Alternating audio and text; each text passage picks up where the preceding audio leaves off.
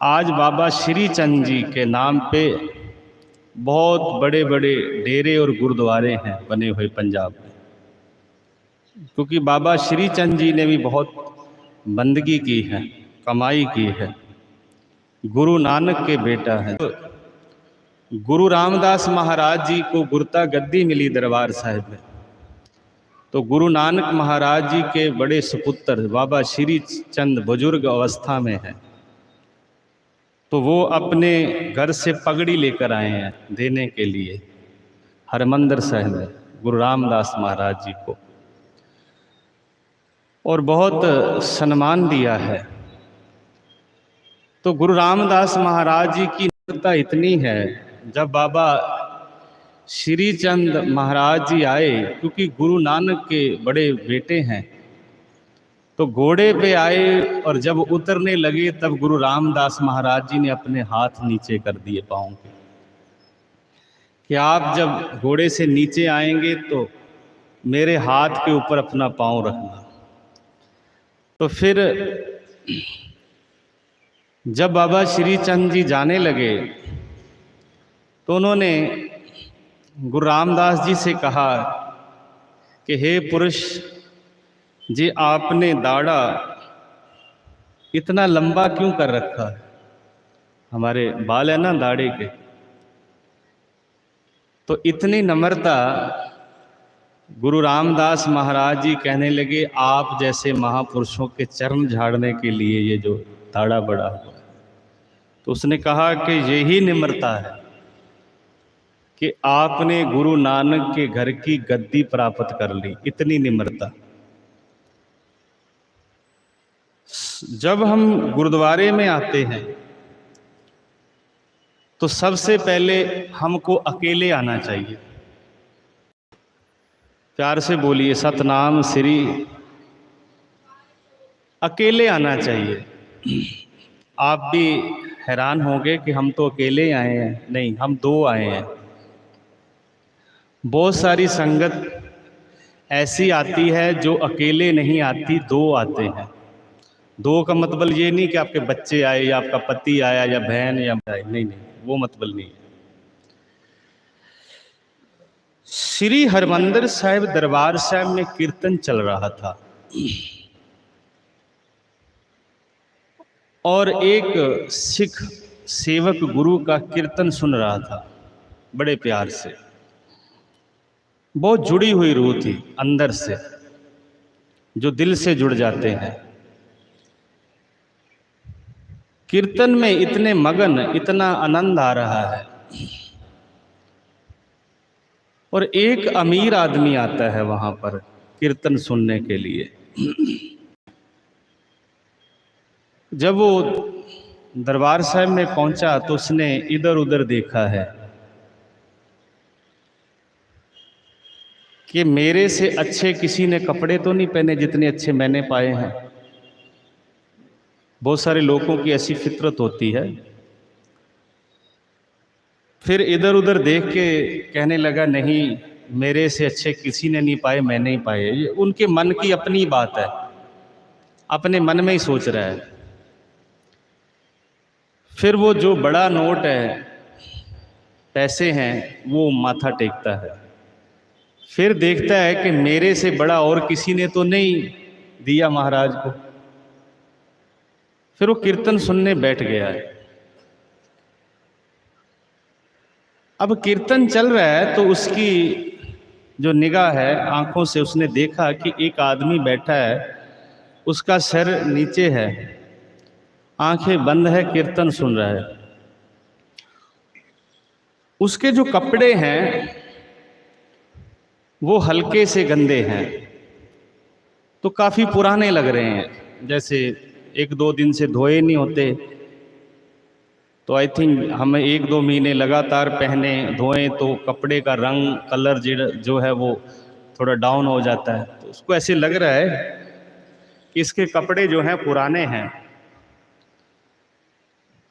तो जब ये कीर्तन के बाद समाप्ति होगी, बाहर जाएगा और मैं इसको नया पजामा कुर्ता लेके दूंगा, ये वो अपने मन में सोच रहा है। जब से दरबार साहिब में आया है तो मन में सोचता है कि मेरे जैसे किसी ने अच्छे कपड़े नहीं पहने। वैसे भी जब हम लोग गुरुद्वारे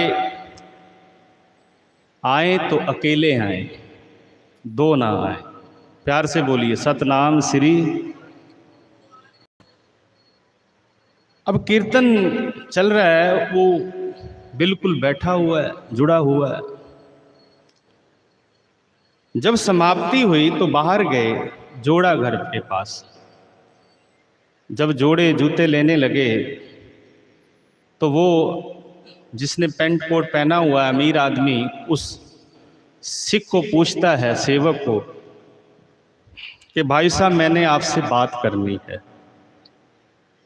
जिसके कपड़े थोड़े पुराने हैं, अमीर आदमी उसको बोलता है कि मैंने आपसे बात करनी है।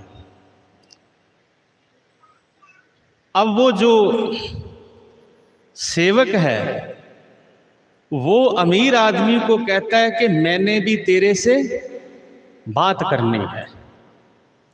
वो बहुत एक्साइटेड हुआ, बोलते भाई साहब आप तो मेरे को जानते नहीं हो। बोले पहले नहीं जानता था, जब से आप दरबार साहब में कीर्तन पे बैठे हुए घंटा तब से आपको जान गया हूं। कहते जी कैसे? तो वो कहने लगा कि आपने ना कीर्तन सुना है और ना मुझे सुनने दिया है। ना आपने सुना ना मुझे सुनने दिया। उसने कहा जी मैंने तो कुछ बोला नहीं।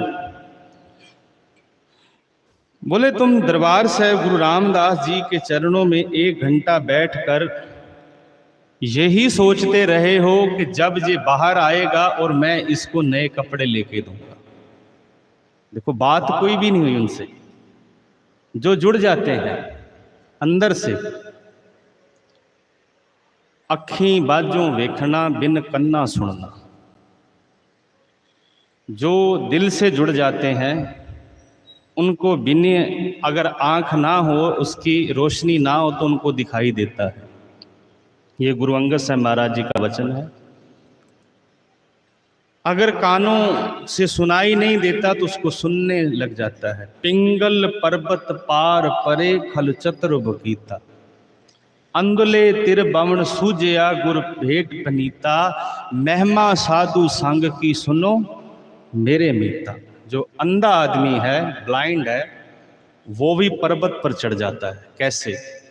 जब गुरु कृपा कर देता है। पिंगला आदमी, हैंडीकैप आदमी भी पर्वत पे चढ़ जाएगा। क्यों? जब गुरु कृपा कर देता है। अंधुले तिरबम, अंधा जिसको दिखाई नहीं देता उसको 3 भवनों का ज्ञान हो जाता है, मात पताल और आकाश का, जब गुरु कृपा कर देता है। वो कहता है कि आप 1 घंटा बैठकर ना तो कीर्तन सुना और ना मुझे सुनने दिया। नहीं, आप यही कहते रहे कि मैं आपको एक पजामा और कुर्ता लेकर दूं। तो बोलता लाओ अब मेरे को ला के दो। उसके हाथ जुड़ गए, महाराज गलती हो गई। उसने कहा जब घर से आओ तो अकेले आना। बात छोटी सी है लेकिन समझ आ जाए। हम लोग जब घर से गुरु घर आए तो अकेले आए, 2 ना आए। कहता मैं तो अकेला आया हूं। कहता नहीं, तुम भी आए और तुम्हारे ख्याल भी आए। मन के साथ क्या आते हैं? ख्याल आते हैं। ख्याली घोड़े होते हैं ना, भागते रहते हैं। जब गुरु के दरबार में आओ तो अकेले आओ, अपने ख्याल मत लेके आओ। अपने थॉट्स, अपनी विचार वो बाहर छोड़ दो। सिर्फ यहाँ पर कीर्तन और कथा की बात हो, नाम की बात हो, महिमा की बात हो। महिमा साधु संग की सुनो मेरे मीता। सतगुरु पातशाह महाराज कहते हों बलिहारी तिन पंखिया जंगल जिन्ना बास। मनुष्य पंछी बहुत अच्छे हैं। क्यों? वो जंगल में रहते हैं और परमात्मा का नाम लेते हैं। कई बार इंसान 36 प्रकार के पकवान खाकर भी परमात्मा का शुक्राना नहीं करता। आद गैल चिड़ी का चुगन, गैन चली बिल लाए, खसमे पावे ओही चंगी, करे खुदाए खुदाए। चिड़िया अपने बच्चों के लिए दाना लेने के लिए कितनी दूर उड़कर जाती है और फिर भी खुदा का, परमात्मा का शुक्राना करती है। तो महाराज कहते हैं, जह प्रसाद छत्ती अमृत खाहें, तिस ठाकुर को रख मन में। इंसान 36 प्रकार के पकवान खाकर भी कभी उसका शुक्राना नहीं करता। तो सच्चे पातशाह महाराज कहते हैं कि जब हम लोग गुरु की संगत में आए तो गुरु की महिमा, सतपुरुषों की महिमा सुने। महिमा साधु संग की सुनो मेरे मित्र। पागठड़े हर संत तुम्हारे, जिन कर तन हर नामा। वो संत पुरुष बहुत पवित्र आत्मा वाले धन हैं जिनके हृदय घर में नाम रूपी धन है। नाम का धन, एक दुनियावी धन, एक नाम का। 2 तरह के धन हैं, 2 तरह के जन्म हैं, 2 तरह की मौत है। नाम धन साथ जाएगा और दुनियावी धन साथ, बोलिए, जाएगा? नहीं जाएगा। खर्च बन चंगे आइयां, गुरु नानक साहब जी का पवित्र शब्द है, सोरठ राग। खर्च बन चंगी आइयां, मत मन जाने कल। हम लोग सोचे भी कल ले लेंगे, कल पे नहीं। काल करंता अब कर, अभी अभी। गुरु नानक साहब महाराज जी कहते हैं, खर्च बन चंगी आइयां, मत मन जाने कल। निरंकार के देश जाएं ता सुख लहे महल। अगर निरंकार के घर पे इंसान चाहता है कि महलों का मालिक बनूं तो वो नाम जपे। ये भी नाम धन भी चाहिए जीवन में। जिंदगी के गुजारे के लिए संसारी धन भी इंसान को चाहिए। मान मांगो तान मांगो, धन लक्ष्मी सुत दे। घर की गेहन चंगी, जन धन्ना लेवे मंगी। एक ताजन तुरी चंगेरी, एक घोड़ी भी अच्छी चाहिए। मेरे को, मैं तेरा भगत हूँ, सेवा करता हूँ, मेरे घर में आटा दाल चावल घी सब चाहिए। ऐसा ना हो कि लोग कहें तेरा भगत देखो क्या कर रहा है, दर दर पे फिर रहा है। नहीं। पागठड़े हर संत तुम्हारे, जिनकर तन हर नामा। परवान गणी से ही है आए, सफल तिना के कामा। मेरे राम हर जन के हों बल जाई,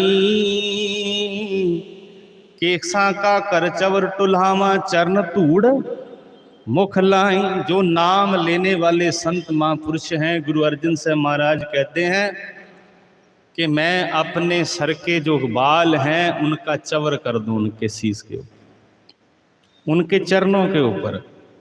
इतनी निम्रता है। केसा का कर चवर टुलावा, चरण धूड़ मुख लाई। जन्म मरण दो हूं मैं नाही, जन पर उपकारी आए। संत महापुरुष ऐसे होते हैं, ना जन्मते हैं तो ना ही मरते हैं, शरीर ही बदलता है उनका। तो 2 मौत है, एक शारीरिक मौत है और एक आत्मक मौत है। कभी कभी इंसान शरीर के लिए जिंदा रहता है लेकिन आत्मा से मर जाता है। आँखां जीवा बिसरे मर जाऊं।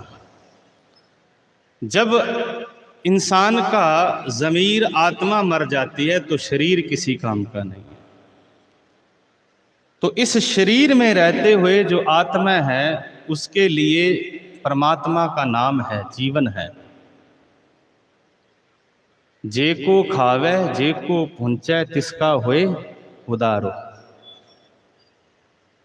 दो तरह की भूख है, दो तरह की मौत है, दो तरह का जीवन है, जन्म है। कैसे? शरीर का जन्म माँ बाप की देन है और आत्मा का जन्म गुरु की देन है। गुरु के दर पे आके आत्मक जन्म होगा, शरीर खत्म हो जाएगा। सतगुरु पातशाह महाराज कहते हैं, आनंद भया मेरी माए सत गुरु मैं पाया। एक आनंदपुर साहब में गुरु गोविंद सिंह के दरबार में एक सेवक जाता है। महाराज पूछते हैं, भाई आपकी उम्र कितनी है? कहता जी 8 साल। 8 साल का हूं। महाराज कहने लगे कि नहीं, आपकी उम्र बहुत ज़्यादा है। कहता जी वास्तव में 70 साल का हूं, लेकिन शरीर की उम्र 70 साल की है और आत्मा की उम्र 8 साल की है। क्योंकि शरीर 70 साल का हो गया, लेकिन जब मैं गुरु के चरणों में जुड़ा हूं तो 8 साल का हो गया हूं। अखु सतनाम श्री, जब गुरु वाला बन गया, जब गुरु के जिस दिन सतगुरु के जन्मे गबन मिटाया। जन्म भी दो तरह का है, एक जन्म माँ बाप देता है और एक जन्म हमको गुरु देता है। मौत भी दो तरह की है। शरीर की मौत सबको आती है। श्लोक सहस्कृति महल्ला पंजवा, जन्मं त मरणं, अगर जन्म है तो मौत अवश्य है। हरखं त सोगं, खुशी है तो गम भी है। ऊंचंग त नीचंग, अगर जिंदगी में ऊंचापन मिलेगा तो एक दिन नीचा भी मिलेगा। ऊंचंग त नीच नाना समूचंग, प्रवृत्त मार्गंग विरतंत विनाशनंग, इस प्रवृत्ति मार्ग पे चलते हुए शरीर की मौत अवश्य है। शरीर एक कच्चा किला है। मट्टी के पहले घर होते तो अब तो संगमरमर आ गए। पहले घर कच्चे थे और लोग सच्चे थे। सही बात है जी। पहले घर मकान कच्चे थे, मट्टी के बने हुए थे और दिल से लोग सच्चे थे। अब मकान पक्के हो गए और लोग कच्चे हो गए। बस यही है। सो जीवन में जब तब्दीली आती है, जब जीवन में क्रांति आती है, तो गुरु बख्शिश करता है, कृपा करता है। गुरु अर्जुन साहब कहते हैं, शरीर एक कच्चा किला है। काच कोटंग रचंत तोयंग लेपनंग रचरमण है। शरीर जब मकान मट्टी के बनते थे तो तब उसके ऊपर लेपन किया जाता था सुंदर बनाने के लिए। इसी तरह शरीर एक कच्चा किला है। इसके ऊपर चमड़े और मांस का, जो मांस है, जो खून है, उसका लेपन किया हुआ है। अगर हमारी बॉडी का जो हड्डियों का स्ट्रक्चर है उसके ऊपर मांस ना हो तो हम कैसे दिखाई देंगे? ये गुरु अर्जुन साहब जी का पवित्र शब्द है। श्लोक सहस्कृति महल्ला पंजवा। काच कोटंग, काच मीन कच्चा किला। शरीर एक कच्चा किला है। रचंतोयंग, परमात्मा ने इसको बनाया है। लेपनंग, रक्त, रक्त मीन्स खून। चर्मण मीन चमड़ा। इसके ऊपर परमात्मा ने लेपन किया हुआ है और इसके अंदर 9 दरवाजे हैं। नवंगता द्वारंग भीतर रहते हैं।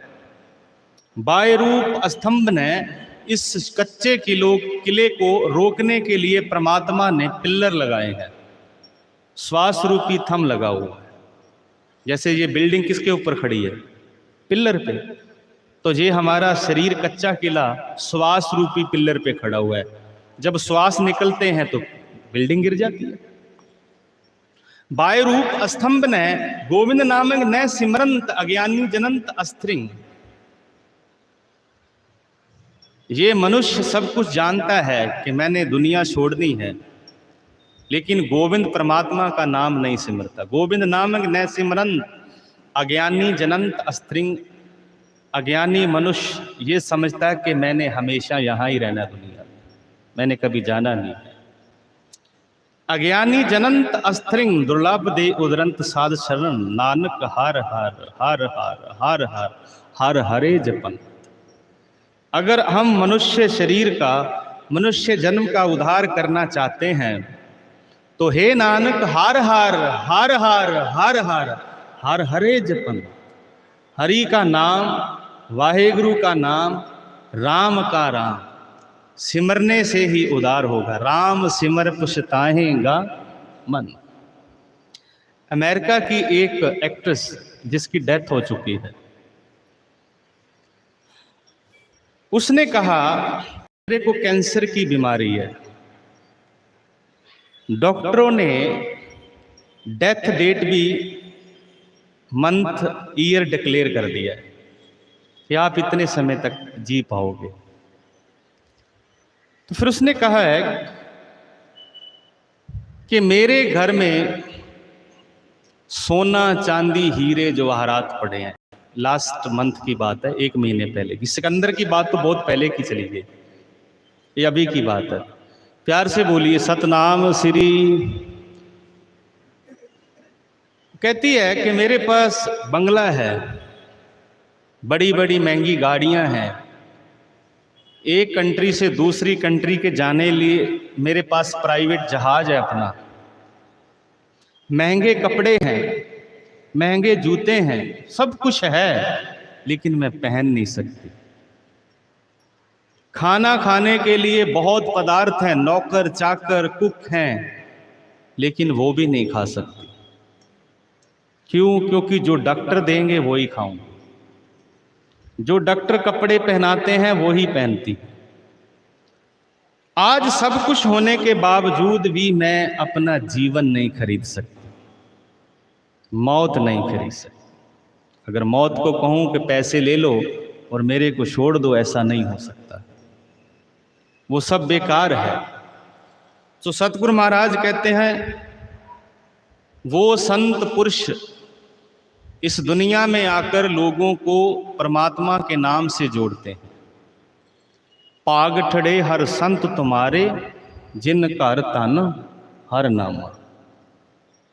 परवान गणी से ये आए, सफल तिना के कामा।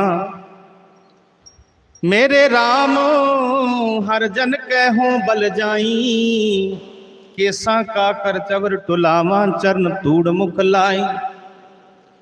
जन्म मरण दोहूं मैं नाही, जन पर उपकारी आए। जी दान दे भक्ति लायन, हर्ष्यों लैन मिलाए। वो दूसरे लोगों को नाम की, सिमरन की प्रेरणा देते हैं। तो गुरु नानक साहब महाराज जी कहते नानक कच्चड़ियां स्यों तोड़। जो कच्चे हैं उनसे अपनी मित्रता छोड़ दो। ढूंढ सज्जन संत पक्के हैं, सच्चे संतों से दोस्ती करो। तो किसी ने सवाल किया उनसे दोस्ती करने से क्या होगा? तो महाराज कहते हैं ओहे जीवंदे विछुड़े। वो जीते जी भी आपके साथ रहेंगे, जब दुनिया छोड़कर जाओगे तब भी आपके साथ रहेंगे। ओए जीवंदे विछड़े, ओए मोयाना जाई छोड़।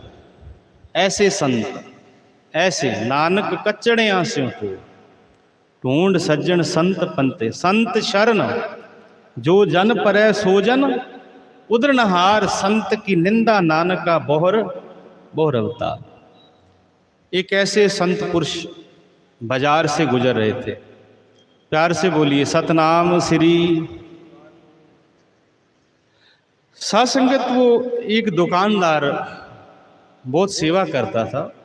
तो उन्होंने देखा, तो बाजार से गुजर रहे हैं, तो उन्होंने कहा कि बाबा जी आप हमारी दुकान पे भी आइए। वो चले गए, उसने सेवा की, चाय पानी की। तो संत महापुरुष कहने लगे, कहते बेटा आप सेवा बहुत करते हो, लेकिन सिमरन किया है कभी?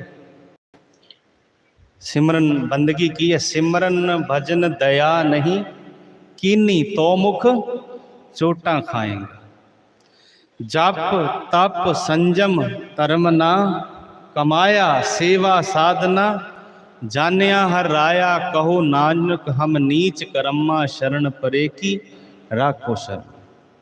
उन्होंने कहा नहीं महाराज, मैंने कभी सिमरन नहीं किया, कभी बंदगी नहीं की। बोले आज से शुरू हो जाओ। समा बता दिया कि इतने सालों बाद आप इस दुनिया से चले जाओ। जब धर्मराज के दरबार में आपका लेखा जोखा होगा, तब आपसे पूछा जाएगा। जो साखी होती है ना, वो शिक्षा होती है, कभी कभी साखी कल्पनात्मक भी होती है। प्यार से बोलिए सतनाम श्री। कहते हैं अपने मोबाइल साइलेंट कर दीजिए प्लीज़, जितनी संगत बैठी है। अगर कोई पाठ कर रहा है तो अच्छी बात है, पाठ कर रहे हो मोबाइल से तो अच्छी बात है। साध संगत वो कहते हैं कि जब धर्मराज के दरबार में आपका लेखा जोखा होगा, तो आपसे पूछा जाएगा कि स्वर्ग चाहिए नरक चाहिए। उसमें से एक और ऑप्शन आएगा, वो आएगा सत्संग। गावन तुदनो पौन पानी बै संतर, गावे राजा धर्म द्वारे।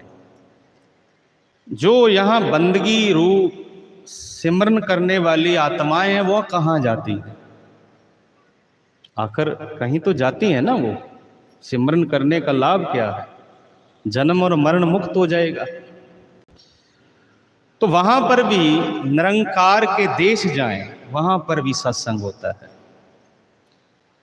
आम इंसान जन्मता है और मरता है, जम जम मरे मरे फिर जम्मे। आम इंसान जो है वो जन्मेगा मरेगा। लेकिन दो इंसान ऐसे हैं जिनका जन्म कभी कभी होता है। आम इंसान का जन्म भी होगा, मरण भी होगा। एक है संत महापुरुष, बंदगी कमाई करने वाली आत्माएं। वो रोज नहीं जन्मती और रोज नहीं मरती। अगर पवित्र आत्मा ने इस दुनिया में जन्म लेना है तो उसके लिए मां की कुख भी पवित्र होनी चाहिए। बहुत समय सदियों बाद कोई ऐसी मां पैदा होती है बंदगी वाली, और जिसके घर में कोई संत महापुरुष पैदा होता है। रोज नहीं पैदा होता। कोटन में नानक को नारायण जे चीत। क्योंकि रोज संत महापुरुष ऐसे पैदा नहीं होते। अगर उन्होंने इस संसार में आना है तो ऐसे पिता हो बंदगी वाला, ऐसी माता हो, ऐसी कुख बनेगी, तब वो संत महापुरुष पैदा होते हैं दुनिया। और दूसरी है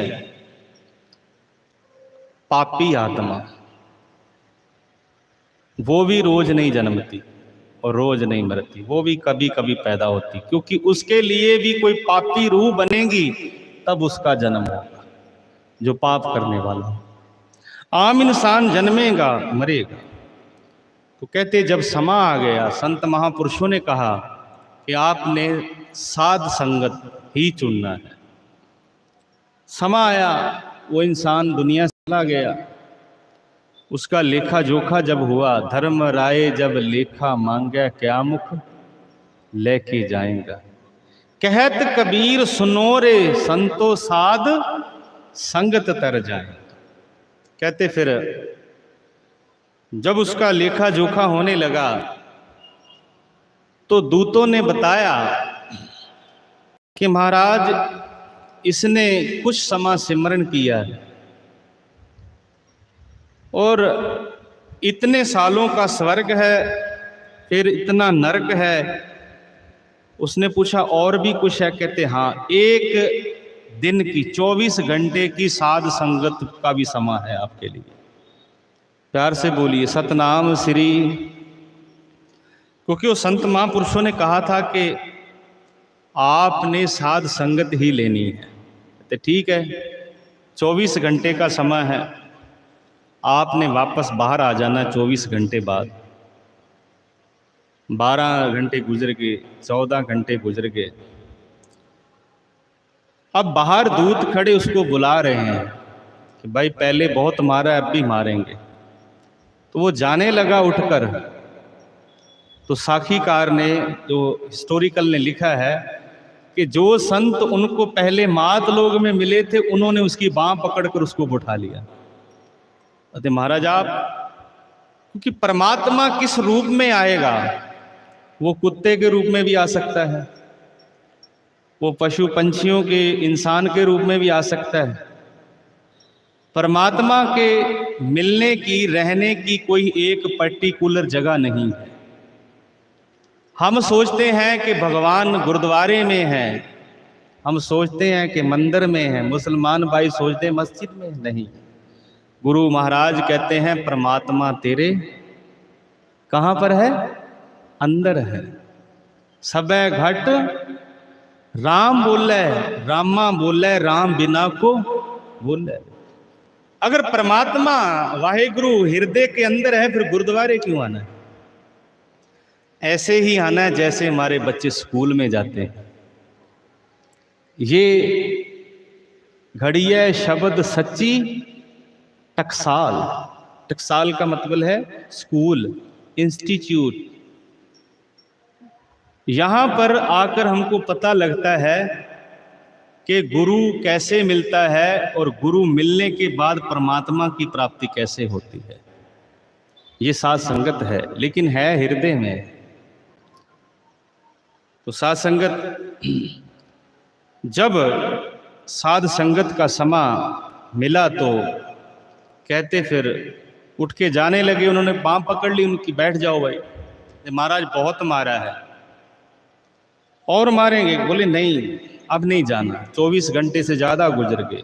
जब दूत धर्मराज के पास गए, महाराज वो नहीं आ रहा। कहते कहाँ छोड़ कर आओ, वो आत्मा कहाँ पर है? कहते जी साध संगत में बैठी है। ने कहा फिर इसके लेखे जोखे फाड़ दो, खत्म। उन्होंने कहा क्या, ऐसे क्यों? कहते आप उनको वहां पर छोड़ आए हो जहां पर मेरे को जाने का भी अधिकार नहीं। साध संगत की इतनी महानता है। जो संगत में बैठता है कुछ ना कुछ लाभ। संत मस्कीन जी कहते थे, कुछ लोग कहते हैं कि बानी पढ़ते हैं मन नहीं लगता, संगत में बैठते हैं मन नहीं लगता।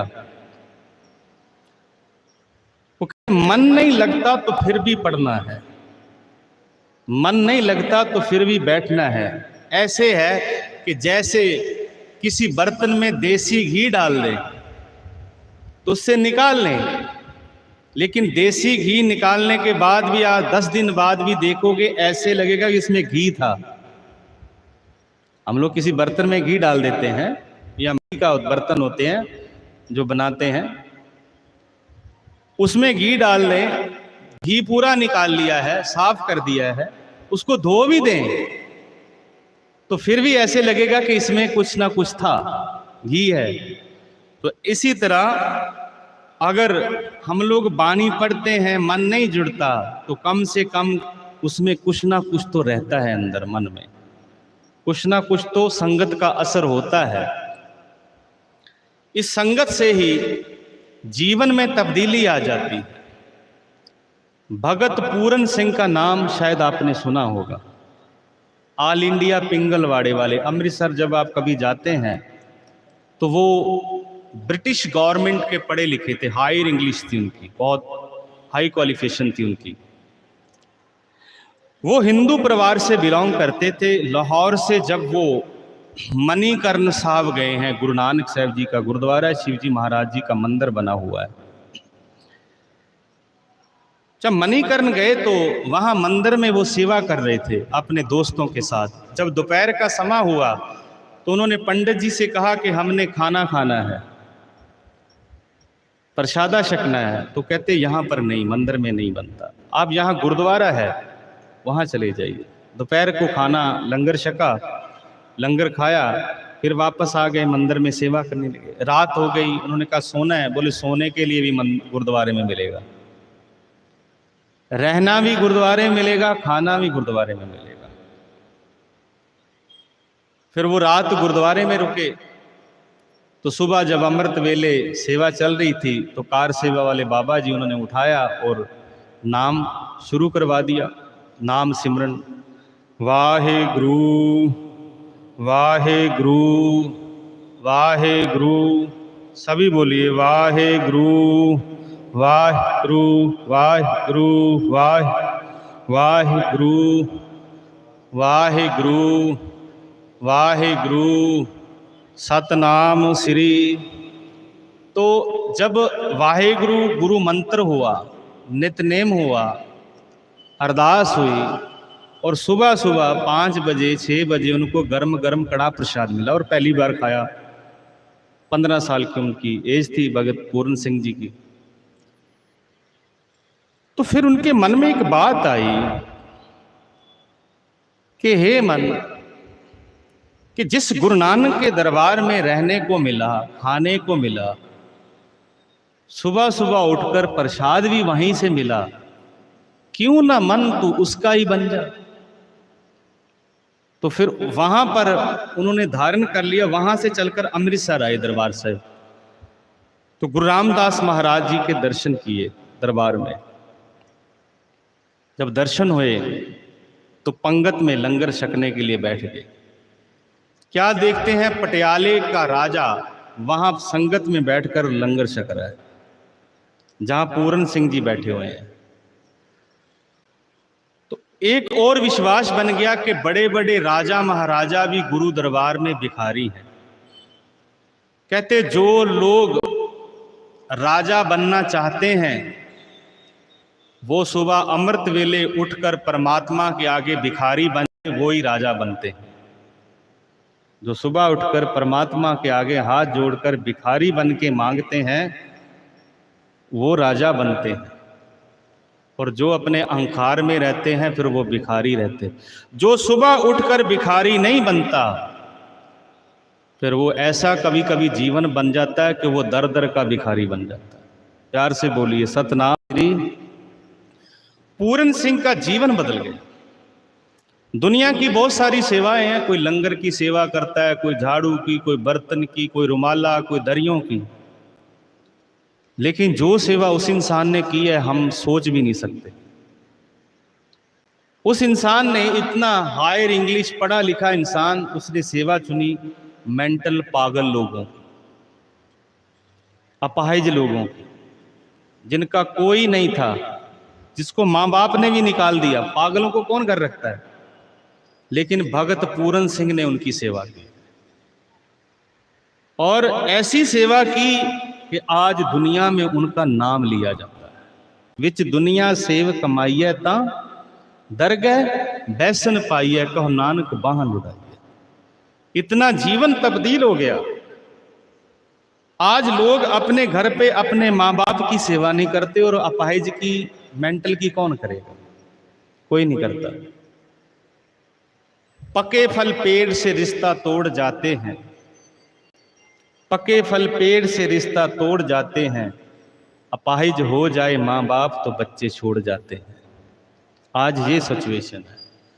दूसरे की सेवा करनी तो बहुत मुश्किल काम है, कम से कम हम अपने माँ बाप की तो सेवा कर सकते हैं।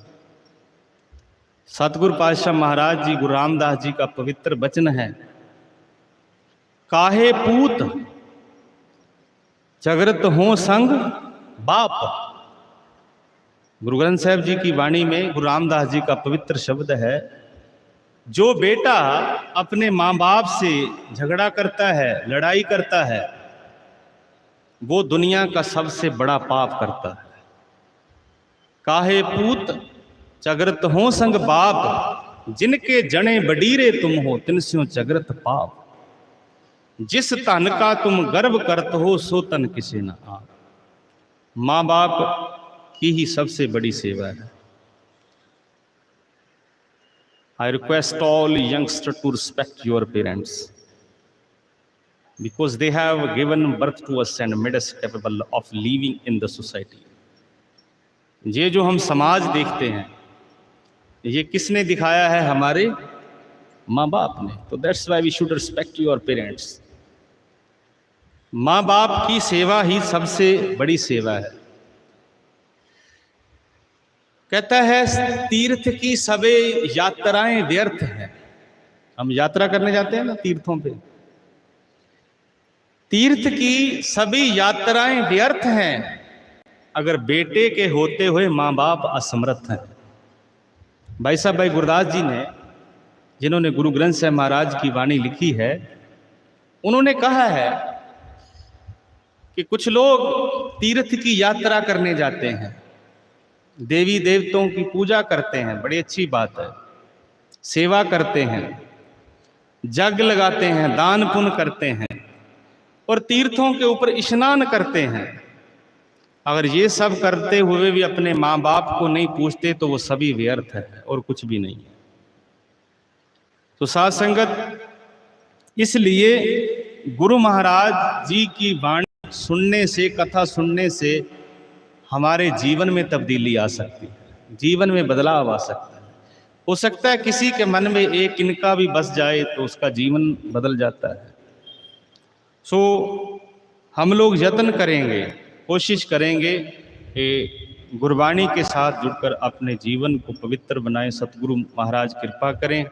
इसी तरह संगत गुरबाणी से जुड़ते रहे। शाम का दीवान होगा, जितने बच्चे हैं, मैं जितनी संगत आई है, शाम को जो है समा 9:15 से 10 बजे का रहेगा। जितने यंगस्टर हैं, जितनी नौजवान हमारी बच्चियां हैं, बच्चे हैं, सभी गुरुद्वारे आए। तो शाम को अगर बच्चे आएंगे तो मैं उसी टॉपिक पे कथा करूंगा, यत्न करूंगा, क्योंकि आज न्यू जनरेशन को जरूरत है। मोबाइल की डिजिटल दुनिया में माँ बाप के लिए बच्चों के पास समय नहीं है। हकीकत यही है, रियलिटी यही है। क्योंकि इस फैशन के दौर में बहुत कुछ हमारा खराब भी हो रहा है और बर्बाद भी हो रहा है। तो इसीलिए अगर आप अपने बच्चों को लेकर आएंगे, बच्चे आएंगे तो उनको पता चलेगा कि गुरबाणी में गुरु महाराज ने क्या लिखा है, सेवा क्या चीज़ है, सिमरन क्या चीज़ है। सो सतगुरु कृपा करे, इसी तरह हम जुड़ते रहें। ये लोग सुखिए परलोक सुहेले, नान खर प्रभ आपे मिले। कथा का सत्कार करते हुए बेअंत माया आपने भेंट की है। गुरु नानक महाराज कृपा करे, अपने चरणों में सबको जोड़ी रखे और आपके कारोबार सदा चढ़ती कला में रहें। इसी तरह आप सेवा करते रहें। बेअंत भूल चुकी क्षमा कीजिए। फतेह बुलाइए। वाहिगुरु जी का खालसा, वाहिगुरु जी की फतेह। रामकली महला तीजा। आनंद एक ओंकार सतगुरु प्रसाद। आनंद पिया मेरी माए, सतगुरु मैं पाया सतगुरता।